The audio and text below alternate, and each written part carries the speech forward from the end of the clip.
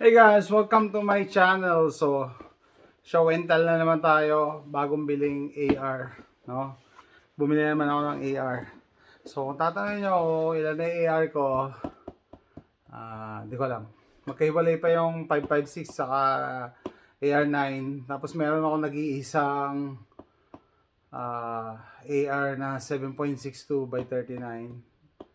Iwalay pa rin yung AR10. So, yung AR na 556, hindi ko alam. Pero papakita ko yung iba. Yung palagi kong ginagamit. So, ito, bagong AR. No?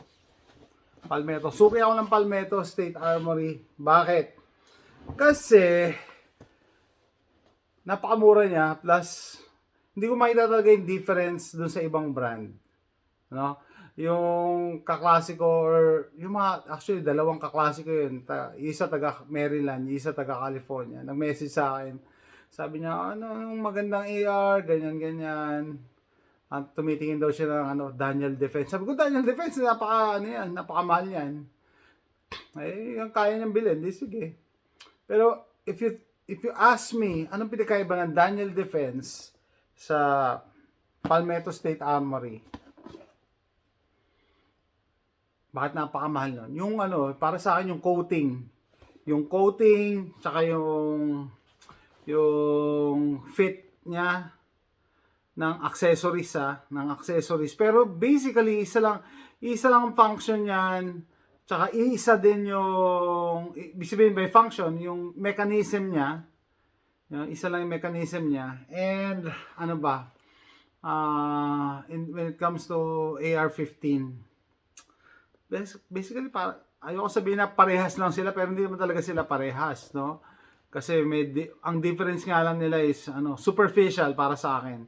Yung nga yung coating, mas maganda yung coating niya, mas madulas daw sa loob, tapos sa labas mas matibay daw sa against scratches.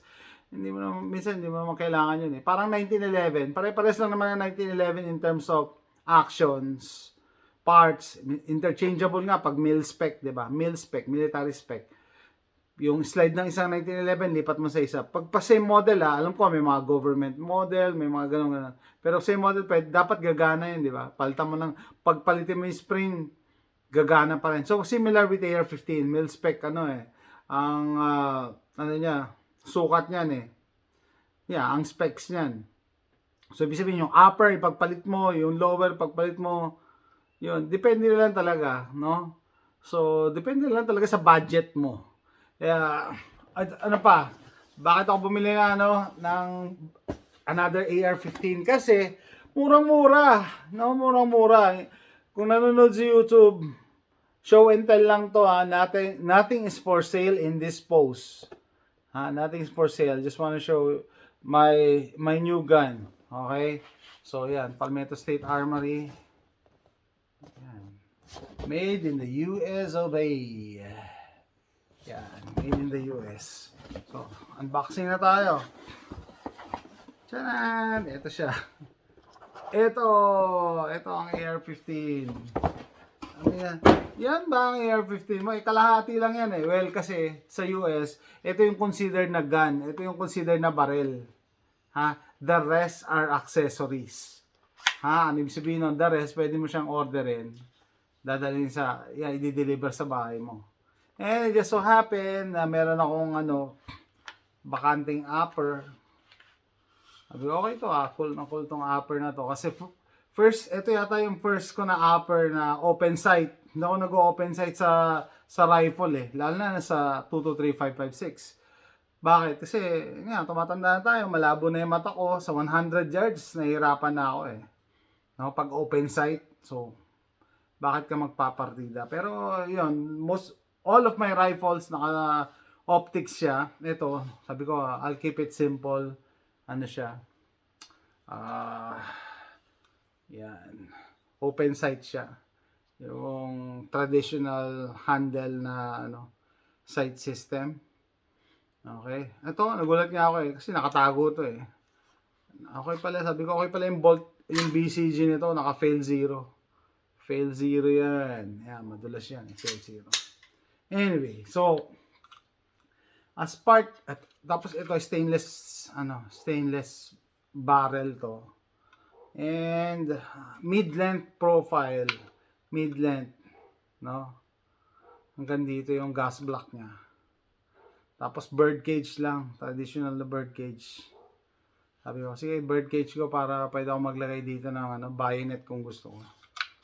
Anyway, so sabi ko nga, 'di ba, pag mil spec, yung spec niyan dapat pare-parehas kung kung saan may ilagay. So,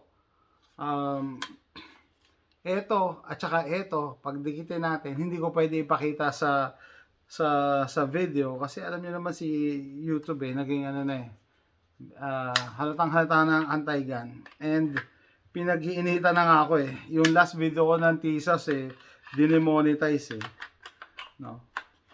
Pero yung explanation niya hindi naman hindi na ayon doon sa ginawa kong video.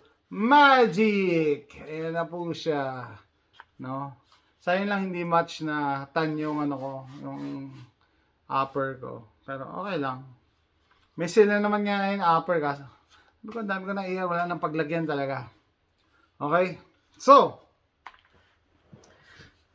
sa overall, sabi ko magkano bili ko dun sa lower na yun. Yung lower, yung complete lower na yun, gagana na yun. No, ito, traditional stock. Pero at least sabi ko painted siya na FDE, Flat Dark Earth. 99 credits lang bili ko dun. Plus, plus shipping, 120. 120 credits lang yung lower, buong lower na yun. So, pag bibili ka ng upper or meron ka ng upper, sasalpak mo na lang. Sobrang mura na. Kaya nga ba't ako bumili? Kasi sobrang mura Hindi na siguro bababa ng 99 to. Hindi na siguro bababa ng 99. Sobrang mura Yan ang yan ang style ko. Bumibili ako pag mura. Pag mahal, hindi ako bibili. No? Hindi ako sumasabay dun sa mga nag-panic buying last time kasi nakabili na ako noong time na mura Diba? Yan, bumili kayo pag mura. Wag kayo sasabay dun sa marami nagpa-panic buying. Anyway, bumagsak presyo ngayon ng mga AR ngayon dito. I don't know why. May isang YouTube channel na nag-explain bakit Okay. Lalo na tong Palmetto State Armory. Anyway, pakita ko nga ito carry handle.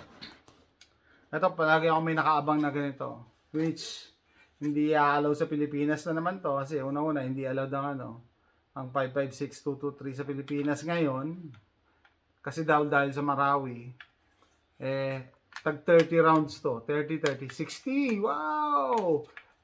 Ang batas sa Pilipinas hanggang 50 ka lang daw, so dapat yung isa 20 lang. Napaka-retarded na batas sa Pilipinas yan. Ito, palagi ko itong ginagamit, workhorse, tawag ng workhorse palagi ko itong ginagamit pag mga training, rifle class, naka-vortex ako nito, nalagay ko Vortex Nation, baby. Palmetto State Armory din yung lower, yung upper, Anderson yata tong upper na to. So, ganun, pagka may interchange nyo kasi nga mil spec. Ito naman yung pinakauna kong AR, pakita ko na. Share ko. Wala akong kaalam-alam sa AR-15 noon. Sabi ko, gusto ko magkaroon ng AR-15. Bumili ako. No? Hindi ko alam. Wala rin akong pinagtanungan. Ang binili ko, sabi, kaya? 16-inch yung barrel o 14 and a half? Ang binili ko, 14 and a half. Sabi ko, para medyo maikli. Nagkamali ako. Dapat pala 16 because of yung gun loss dito sa US. 16. Pwede naman ang 14 and a half, pero dapat naka-permanente yung muzzle brake mo. So, yan, naka-dinrill and top yan. Permanente ito, hindi na. So attach na yun sa barrel, hindi na yan maalis. So plus 2.5 inch ba to? So sobra pa. Ito yung pinakauna kong AR na ni-resurrect ko, binuhay ko. Sabi ko, okay. Ito naka rail. Pwede ko palang pagpalitin ng rail, no? Kasi ito FDE yung team ko dito sa ibabaw. Yan, ito sarap hawakan ito rubberized rail covers. Pwede ko palang magpalitin para parehas silang FDE. Anyway, sabi ko nga hindi inaalaw ni YouTube ang mga ganitong bagay kasi si YouTube naging talagang fully anti-gun na. Tapos, ewan ko ba, para ba nanunukso kasi na sa Pilipinas, ang dami gusto magkaroon ng AR-15, ganyan. Maliban sa restricted, hindi naman talaga siya against the law, restricted lang, ni-restrict lang ni Pidots, no? Maliban sa restricted, ano siya napakamahal. Kaya sabi, ilang buwan ka hindi kakain.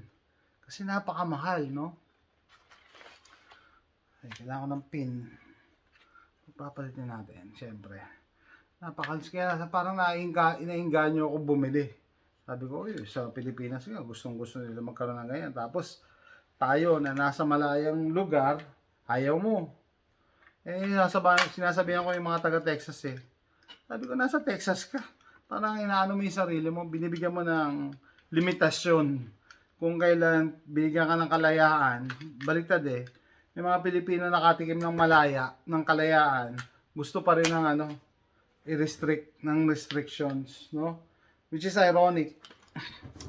No, pag yung taong nasanay na sa nasanay na hindi malaya, tapos bigyan mo ng kalayaan, hahanapin pa rin nila yung restrictions, no? Kaya yun nga, magtataka, ko Pilipino, nagpunta kang Texas, tapos ayaw mo niyan. Bakit? Diba? Meron akong, yung nakausap ko, galing New Jersey. Alam niyo naman New Jersey, anti-gun yan, diba?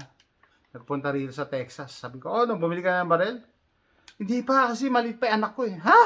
Hindi ko ma-reconcile. Ano sabihin yung anak mo ba ang gagamit ng baril? Hindi ko maaari yung ganong reasoning. Pero hindi, wala na ako, sabi ko, wala akong time sa mga ganong tao. Kumbinsihin, no? But, hindi ako makikipagtalo. Kung ayaw mo, diwag. Diba? Parang ang ano niya pala is, maliit pa, parang natatakot siya na yung anak niyang, ang sikip nito, puka, sorry. Ang sikip nitong ang sikip nitong, dali. Yan, natatakot siya na yung anak niya. Sabi ko, hindi naman anak mo gagamit ng baril Ikaw So, ayan, mas maganda pala siya, FDE. So, sabi ko, yan. Tapos ito, magiging all black na ngayon to. All black. So, sabi ko nga, YouTube if you're watching, this is just a show and tell video. Nothing is for sale in this post.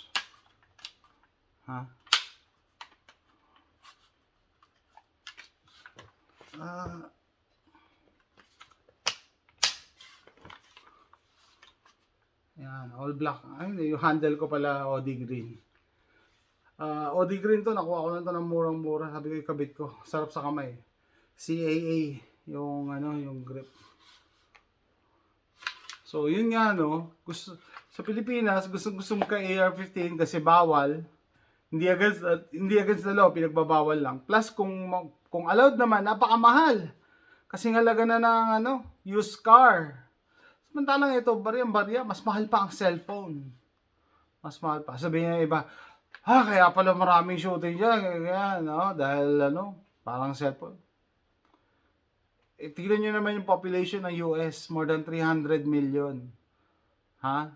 More than 300 million. Siyempre, tapos pinapapasok pa nila rito yung mga galit sa US. Yung politics ang madumi dito, hindi yung guns ang may problema, yung kumakalabit ng gatilyo, no? Tingnan niyo, bukas na bukas ang border dito, tapos maraming false flag na operation. Kasi nga, sabi ko, para makontrol mo ang population, ang una mong gagawin is kunin mo yung mga baril. Yan ang ginagawa nila. Yan ang ginawa ng panahon ni Marcos, no, na martial law. Hindi pwede mag-martial law na may mga baril ang mga tao, no? Sorry sa sa politics nyo kung sampalataya kayo sa martial law, pero hindi it's not gonna work na mag-martial law kung lahat armado. Hindi pwede. Kaya unang tatanggalin ang mga baril. So paano tatanggalin ang mga baril? Syempre, magpapakawala tayo diyan ng mga pang false flag na mamamaril basta-basta, walang dahilan. Yung mga tatlong letrang agency, mind control, Yan. Yan ang mga gawain ng mga yan. Anyway, so it's up to you. Maniniwala kayo o hindi, no? Pero lately, yung mga tinatawag dati na conspiracy theories, totoo na. Ha? Kung hindi kayo nagre-research, totoo na. Yung mga kasinungalingan na finifeed sa atin ng media, na-expose na. Kaya nga yung CNN, patuloy yung pagbulusok pababa eh. Kasi na-expose na sila, puro kasinungalingan. Ano yung mga yon? Ay, hindi ko alam. Bahala kayo. 'Di ba? Kung ano-ano. It's up to you. Pero yan, ito yung ito yung upper ko na isa, bago. So ito na ngayon yung binili kong bagong lower. Backup irons. FDA. Ganda talaga yung FDA. Doon sa nagtatanong, ano maganda? Yung vertical grip o mag-C-clamp ka pagka puputok ka. It's up to you. Pwede mo naman gawin parehas yan dito. C-clamp. No? Meron din kasing ito pag CQB. Kailangan mong isiksik yung katawan mo. Pero pag long range, mas stable ako sa ganito. Naka C-clamp na grip. So that's it guys, no? Nakita ko lang yung bagong bili kong AR-15. Sabi ko nga, dito sa US, ang kinukonsider lang ng barrel, yung lower. Yung lower lang. Pinakita ko, yung upper, the rest. Yung natatao sa Pilipinas, napaka retarded ng batas eh. Pati barrel, regulated, no? So, ang barrel kasi napupudpud eh. So, dapat allowed ka magpalit. Diba? And, ano pa, accessories lang talaga yan eh. Sasabihin na naman ng iba, bakit paano ba detect yan pag pinutok? Ganyan. Diba sa Pilipinas, lahat ng baril dyan, binabalistic test, kung ano-anong test. Bakit may mga gun crimes pa rin? So, that's it guys. Thanks for watching.